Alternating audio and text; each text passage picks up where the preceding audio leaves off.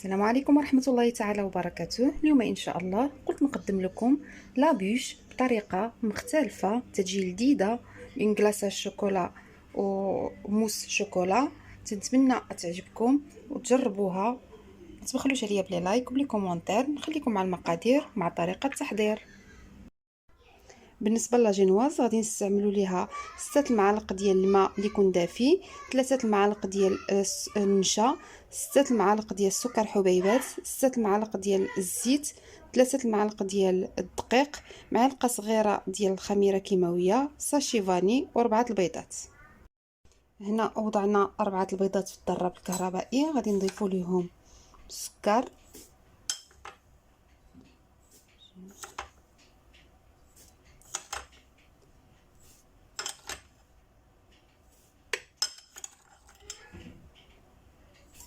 وغادي نخليوه يتضرب مزيان بالضراب حتى يتضاعف الحجم ديالو.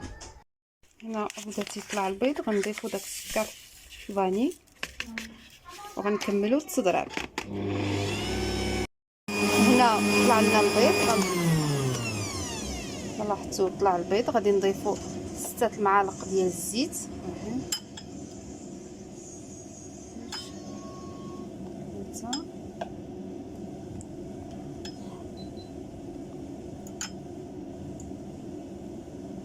ونضربو كذلك.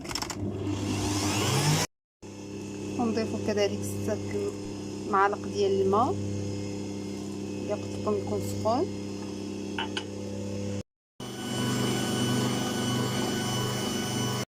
هنا غنجيبو واحد الصفايه ولا غادي نوضعو النشا، غادي نوضعو 3 المعالق كبار ديال الدقيق،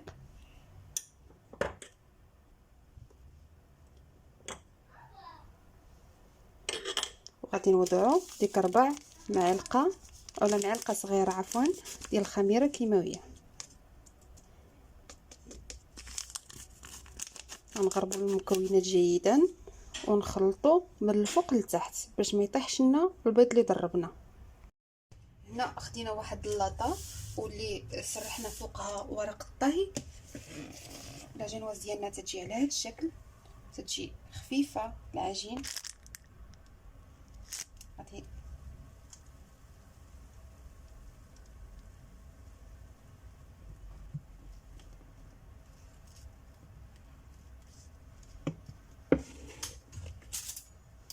ناخذ واحد سباتيول ونسرحو العجين.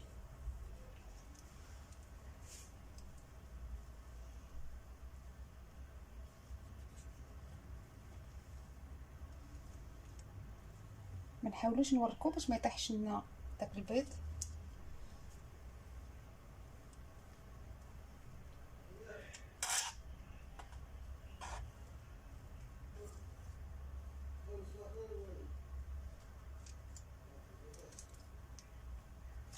ونوضعوه في الفران على درجة حرارة 170 درجة واحد 10 دقائق صافي وتيطيب، لان الطبقه رقيقه ما تحتاجش يطيب بزاف. ما نخليوهاش في الفران باش ما تجيناش يابسه.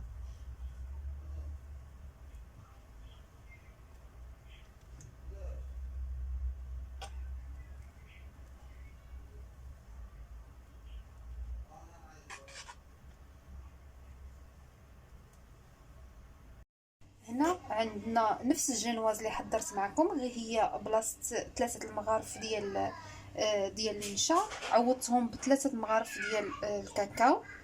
وحضرنا الجينواز بالشكلاط. غادي ناخذوا الاطار اللي غادي نحضروا فيه هاد لابيش تيكون على هاد الشكل، وغادي نعبروا طرف الجينواز اللي يكون قدو يعني وتنقطعوه، والطرف اللي يكون ناقص على ياخر يعني اللي غادي يدخل لينا لداخل.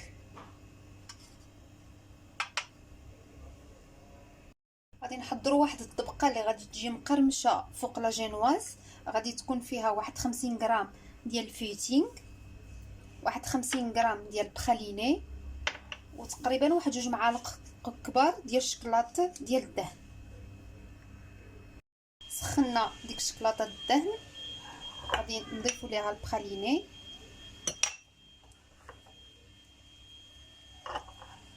نحاولوا نخدموه مزيان.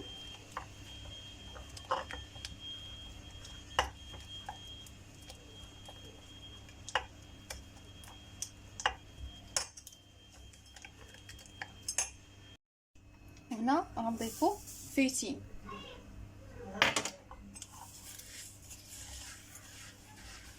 تجي لذيذه هاد الطبقه مقرمشه.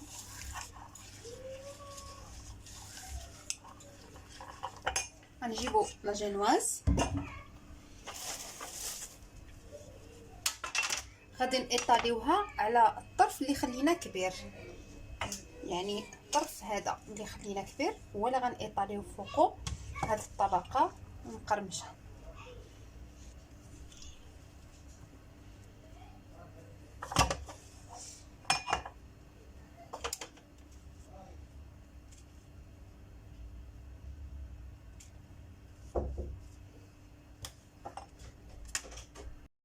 بعد ما ايطالينا الطبقه لي كروكون فوق هاد لا جينواز، غادي نوضعوه في الثلاجه باش يجمع مزيان، ونرجعو باش نحضروا لاموس.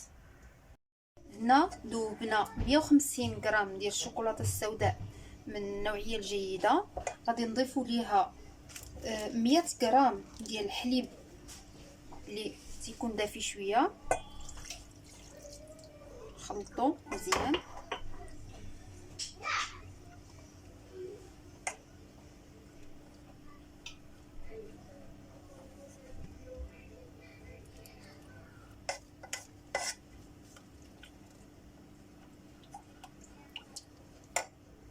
من بعد تناخذوا واحد الوريقه جيلاتين اللي تنكونوا ديجا رطبناها في الماء، وغادي نعصروها مزيان هاد الماء، وغنضيفوها الشكلاط، نحركو حتى تذوب لينا.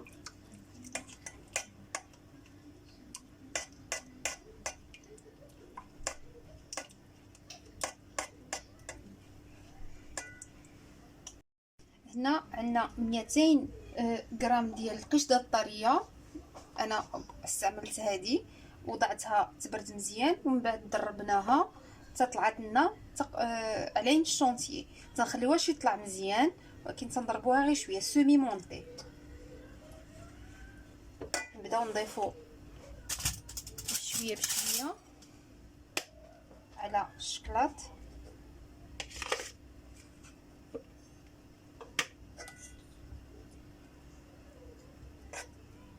حتى نخلطوها كامله مع الشكلاط.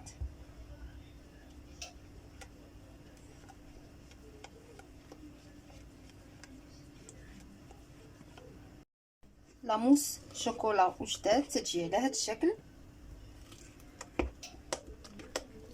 غنوضعوها جانبا، وغادي ناخذ الاطار ووضعنا فيه واحد البلاستيك اللي تيكون خاص بلوازم الحلويات. غادي نوضعوه داخل الاطار، وغادي نجيبو لا جينواز اللي وضعنا في الثلاجه. هنا حضرنا واحد السيرو بالماء والسكر وشويه ديال الليمون اللي غادي نسقيو به لا جينواز.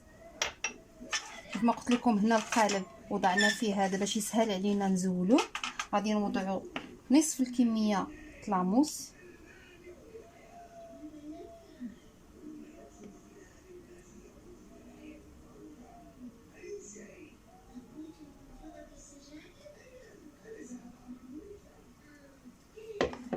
غادي نجيبوا لا جينواز الاولى، غادي نحاولوا نقصوا منها شويه،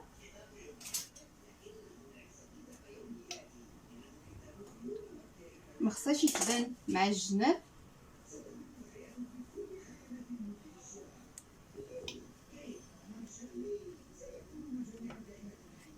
غنوضعوها على هذا الشكل، غادي نسقيوها بالسيرو اللي حضرنا.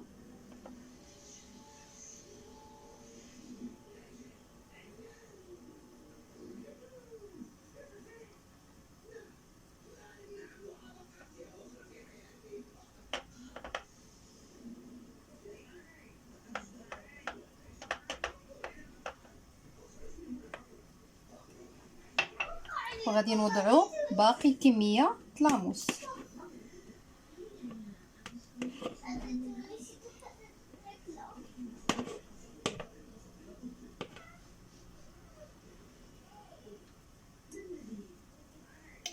نحاولوا نقادوها في الاول على هذا الشكل.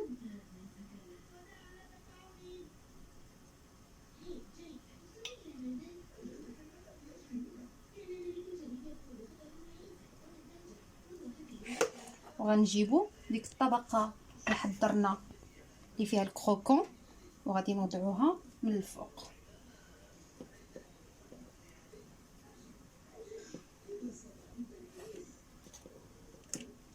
حاولوا قدوها مزيان، الا جاتكم كبيره نقصوا منها.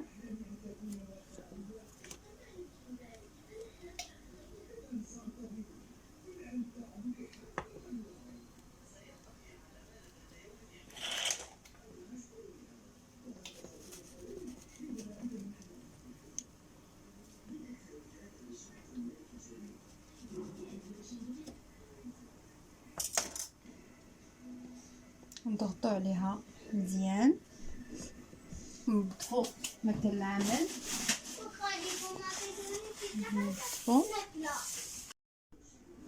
تيجي على هذا الشكل، تنغطيوه بالفيلم اليمونتير وتنوضعوه في الثلاجه على الاقل 4 سوايع. انا نخليه ليله كامله حتى الصباح عاد نوضع له الكلاصاج.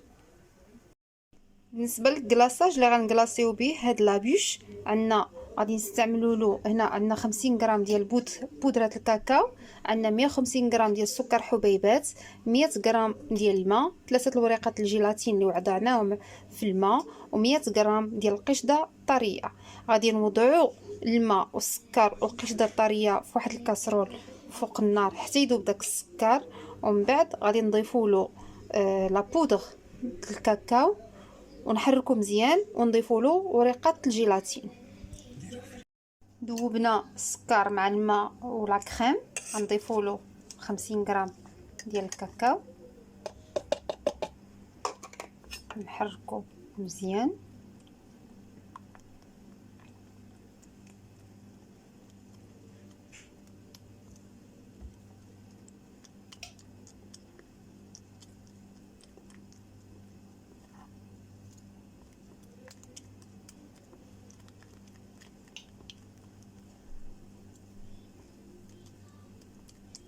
نضيفوا له الوريقات ديال جيلاتين ونضربوه بلا جيغاف مزيان باش ما يبقاوش عندنا كويرات ديال الكاكاو، ويجينا هاد الكلاصاج يجينا ليس. بالنسبه للتزيين ديال هاد لابوش، حضرت اشكال بالشوكولاته. هنا وضعت شوكولاته في واحد بلاستيك ووضعت عليها حبيبات ديال الشكلاط، وخديت هاد النوع ديال الشوكولاته ووضعتها في واحد البواطه مع شويه سنيده وشويه ساتيون برونز، وحركتها حصلت على هاد الكريات. تيبقى لكم تزيين اختياري. انا نخرج لا بيش من الكونجيلاتور ونرجعوا مع طريقه التزيين. هنا جبنا واحد اللاطه فرشنا عليها البلاستيك الغذائي ووضعنا واحد الشبكه، وغنجيبوا لابيش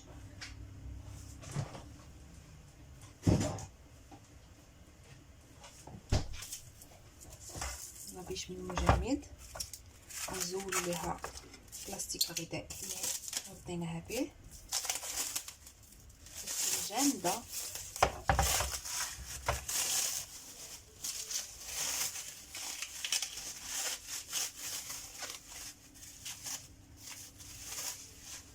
نقلبوها على هذا الشكل، وغنجيبوا شي فوطه اللي تنسخنوها، اولا الا عندكم شاليمو تضربوها بشاليمو.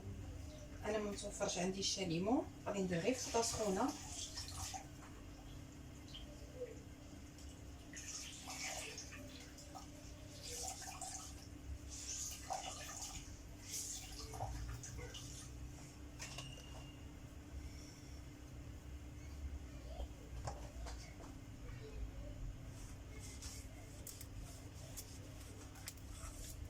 وداك البلاستيك اللي عملنا تساعدها انها تهبط بسرعه.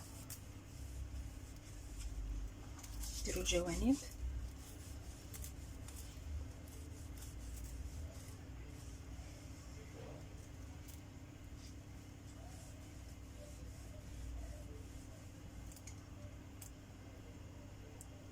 نزيدو نسخنو الجوانب.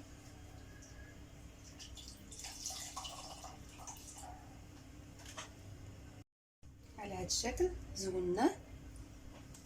تتجي فيني بهذا البلاستيك هانتوما غتشوفوا. غنزولوه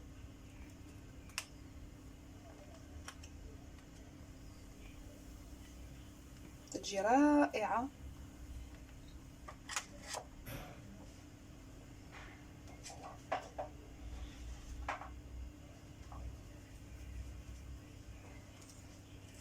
كما تشوفوا غنجيبوا الكلاصاج اللي حضرنا البارح ودرناه في البان ماري اليوم باش طلق راسو، وغادي نخويو الكلاصاج ديالنا. ما تخافوش غير خويو لاننا محتاجين نغطيوها كامله. وضعوا في الجوانب.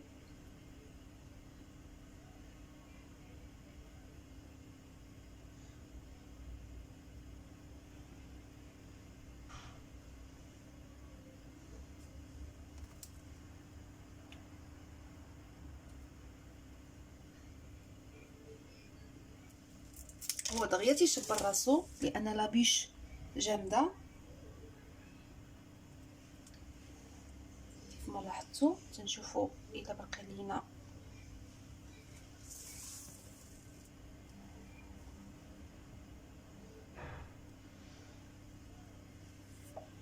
على هذا الشكل.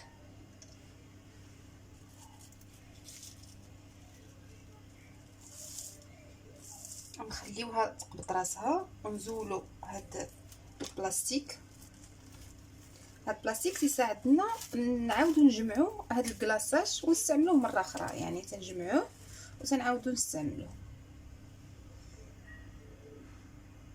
غنجيبوا الشوكولاته اللي حضرنا ونوضعوها هنا في الجوانب على هاد الشكل.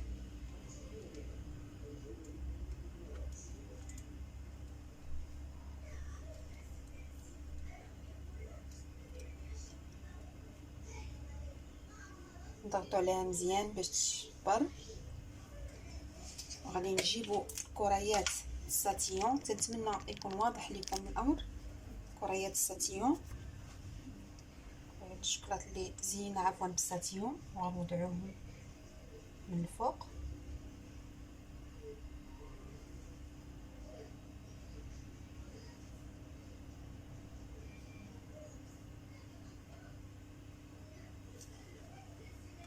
على هذا الشكل. الشجيرات اللي حضرنا نحطوهم بشكل عشوائي هنا.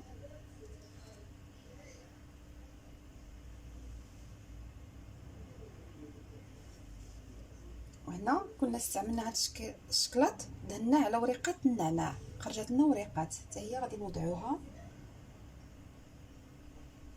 على هذا الشكل.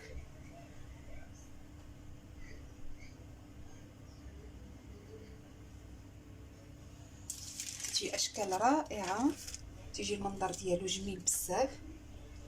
هاد لابيوش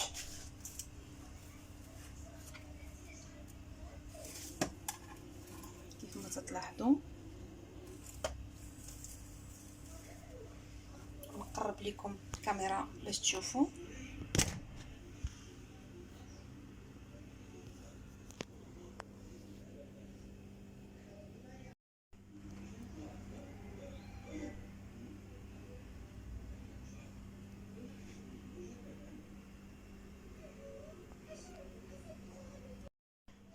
لابيش ديالنا تجي على هذا الشكل. تنتمنى تعجبكم وتجربوها،